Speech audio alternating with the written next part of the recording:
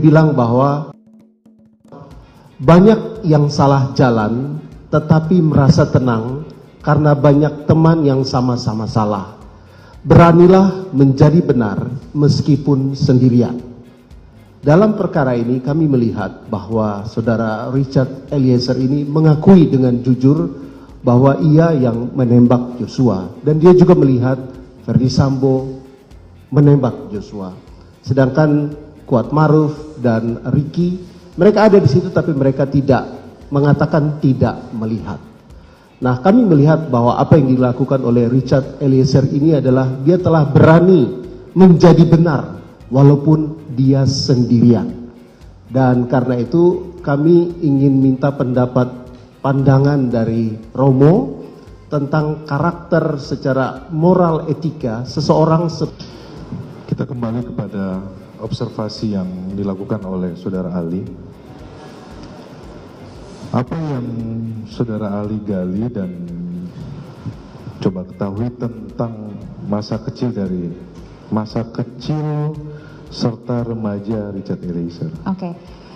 Itu saya dapatkan dari anamnesa dengan Richard dan juga dengan orang tua. Hubungan mereka sangat dekat dalam arti ya kita bisa lihatlah dari ceritanya keduanya itu sama-sama, sekali lagi tadi saya katakan dari situasi yang berbeda, lokasi yang berbeda, kondisi tempat yang berbeda, itu sama-sama menceritakan hal yang sama. Betapa Richard itu dari kecil memang dia anak kedua dari dua bersaudara, dua-duanya laki-laki, anak yang cenderung untuk dari kecil sekali patuh, manis, selalu mencoba untuk menolong. Pernah beberapa kali pada saat fase sekolah dasar itu berantem dengan teman, tapi pulang ke rumah itu lebih meneteskan air mata. Terus ditanya sama mamanya kenapa nggak melawan, menurut dia nggak apa-apa, udahlah biarin aja. Jadi memang ada kecenderungan Richard itu avoidance conflict. Jadi kita punya karakter tertentu. Salah satu yang dari kecil terlihat dari Richard adalah patuh, avoidance conflict, menghindari konflik, dan cenderung nurut aja, selalu mencoba untuk menjaga kedamaian. Kemudian di samping itu dia selalu berusaha untuk membantu orang-orang sekitarnya, itu pada masa masih kecil sekali. Lepas SD, mulai masuk SMP dan SMA, dia lebih banyak aktif lagi pada hal-hal kegiatan yang lebih positif. Seperti panjat tebing, tarik suara, dia tergabung dalam paduan suara, sempat mengikuti kompetisi-kompetisi, menyanyi juga. Sempat agak-agak bandel lah, nakal dalam tanda kutip itu sekitar SMP. Jadi mengenal tawuran, hal yang buat secara wajar masih dalam porsi yang normal. Karena memang pada fase remaja cenderung lebih ngikutin peer group, kelompoknya seperti apa, pencarian jati diri, di mana toh perilaku itu berhenti ketika dia masuk SMA. Kemudian, terima kasih saudara. Dalam proses memutuskan suatu hal atau suatu tindakan, proses psikologis apa saja yang terjadi? Nah, kalau ini saya mungkin mohon izin majelis ada yang mau ditampilkan PowerPoint, karena ini penjelasannya bisa PowerPoint. Poin-poin tadi kita sudah serahkan. PowerPoint. Supaya mungkin lebih bisa ada gambarannya. Silakan. Terima kasih majelis. Sekali lagi. Oke. Kalau kita melihat, jadi kalau tadi pertanyaannya proses apa yang dialami seseorang pada saat mau memutuskan suatu tindakan atau berperilaku.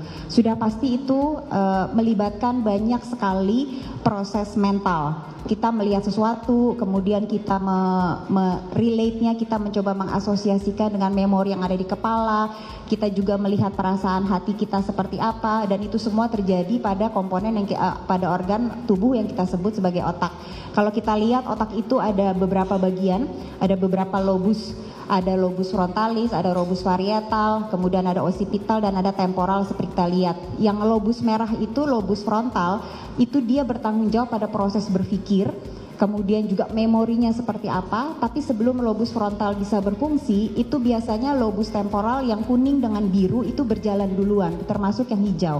Dia vision, dia melihat dulu seperti apa kondisinya, kemudian dia mencoba untuk merangkai bahasanya, baru setelah itu dia libatkan proses-proses belajar sebelumnya. Nah, semua hal yang masuk dari panca indera ini nanti kemudian bisa mengaktifasi emosi, bisa juga tidak.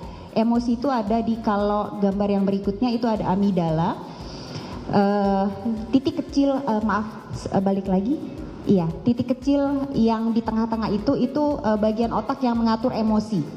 Nah, bagian otak yang mengatur emosi ini kayak manajer. Jadi dia akan mengirimkan sinyal ke semua otak lobus yang lainnya tersebut untuk kemudian memutuskan kira-kira mau berperilaku atau bertindak seperti apa. Kalau sensingnya adalah takut, berarti kemudian sesuai dengan ketakutan ini saya mau seperti apa. Saya contohkan kalau tiba-tiba ada singa muncul di ruangan ini, itu akan amigdala itu akan terpicu pertama kali, penasihat hukum. Nah, dari ketakutan kemudian muncul, itu biasanya yang pertama kali muncul adalah hormon adrenalin.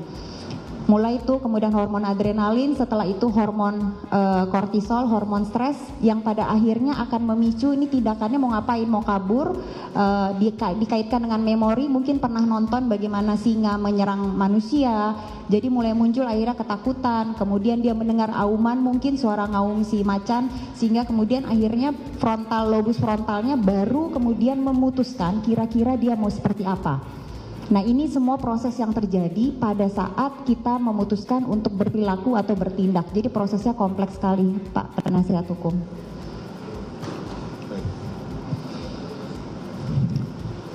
Kemudian apakah kondisi-kondisi tertentu yang bisa membuat seseorang jadi membuat keputusan atau melakukan suatu hal yang tidak baik, namun sebenarnya tidak ia inginkan? Bisa.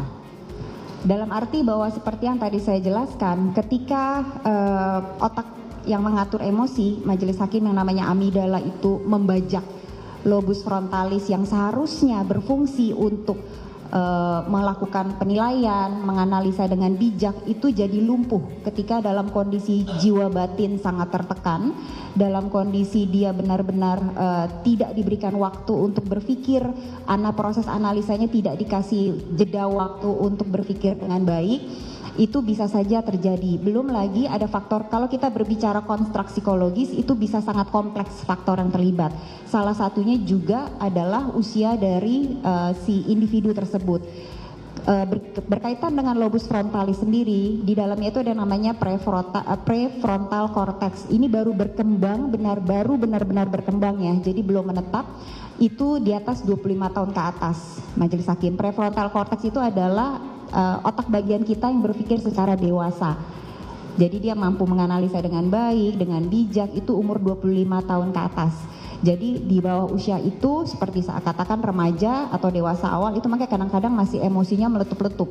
Karena kenapa? Karena amigdalanya yang duluan, amigdala yang bagian otak emosi tadi yang lebih duluan berkembang, sementara si bagian analisanya prefrontal cortex dan lobus frontalisnya itu baru mulai berkembang dengan baik itu 25 tahun ke atas.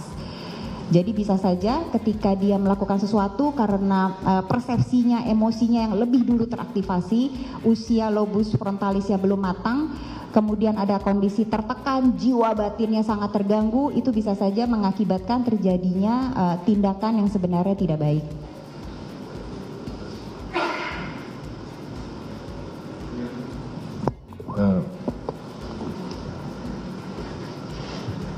Tadi Ali jelaskan terkait dengan emosi ya. Ya. Nah, saya perlu penekanan bagaimana peranan emosi dalam mempengaruhi seseorang dalam memutuskan suatu hal. Tadi Ali sampaikan di atas 25 tahun. Iya. Kalau bahasa kita sederhananya lebih stabil ya. Iya.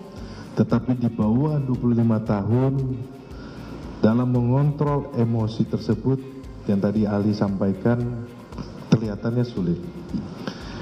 Coba Ali lebih menyampaikan kepada kami, kepada majelis hakim terkait dengan hal apa saja yang mempengaruhi seseorang dalam memutuskan suatu hal.